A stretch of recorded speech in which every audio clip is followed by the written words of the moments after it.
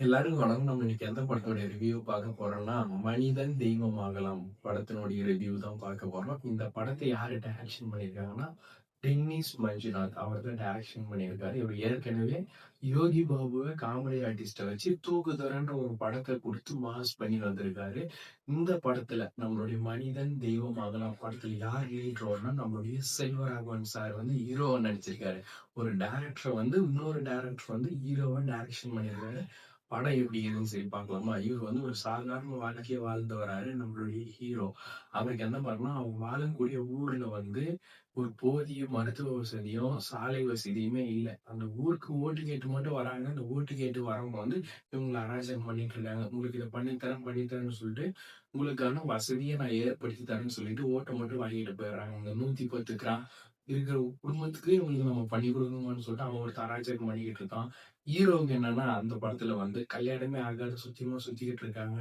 இந்த ஊர்க்கார கிழவிங்க எல்லாம் ஹீரோ கூட சும்மா ஜாலியா கலாய்ச்சிட்டு இருக்காங்க. அப்போ வந்து ஒரு நாள் வந்து இவருடைய லைஃப் ஸ்டைல வந்து பக்கத்து வீட்டுக்கார பொண்ணு கேட்டதுல, இவர் மேல வந்து ஒரு அட்ராக்டிவ் சாக்ரிஃபைஸ் ஆயி அர்ப்பணிப்பு பண்ணலாம் நம்மளுடைய வாழ்க்கைன்னு சொல்லிட்டு, அவங்க கூட வந்து லைஃப்ப வந்து டர்ன் ஓவர் பண்ணணும்னு சொல்லி நம்மளுடைய ஹீரோ கூட வந்து மேரேஜ் பண்ணிக்கிறாங்க. ரொம்ப சந்தோஷமா வாழ்க்கை போயிட்டு இருக்குது. ஒரு நாள் உடம்பு சரியில்லாத போயிடுது. அப்போ வந்து கரெக்ட்டா வந்து வண்டி எடுத்துட்டு போய் வெளியூர் கூட்டு போய் ஹாஸ்பிட்டல் பார்க்க வழியில இறந்து போயிடுறாங்க. அதனால நம்மளுடைய ஹீரோவுடைய கோபமும், தாக்கமும் அந்த ஊருக்கு கிடைக்கக்கூடிய ஒரு அடிப்படை வசதிக்காக என்ன பண்றாரு அப்படின்னு போகக்கூடிய ஒரு படம் தான் மனிதன் தெய்வம் ஆகலாம். என்னடா டைட்டிலுக்கும் படத்துக்கும் சம்மந்தம் இல்லாத மாரி இருக்குன்னு நீங்க நினைக்கலாம். போஸ்டர் தான் வேற மாரி இருந்தது. ஆனா படமே வந்து சிம்பிளா சொல்ற மாரி இருக்குன்னு நீங்க யோசிக்கிற அளவுக்குலாம் எதுவுமே இல்ல. படத்த தெளிவா பார்த்தா மட்டும் தான் உங்களுக்கு புரியும்.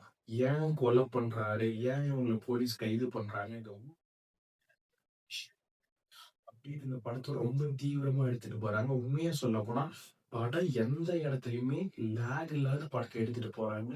ஒரு அடிப்படை வசதிக்காக போராடக்கூடிய ஒரு ஊருக்கும், மக்களுக்கும் தெளிவுபடுத்தக்கூடிய ஒரு படம் தான் மனிதன் தெய்வம் மகன். கர்ணன் படத்துல எப்படி ஒரு ஊருக்கு பஸ் நிக்காத போதோ, அதே மாரி இந்த ஊருக்கு மருத்துவ வசதியோ, அடிப்படை சாலை வசதி இல்லாத இருக்குது. இது எப்படி எடுத்துட்டு வராரா?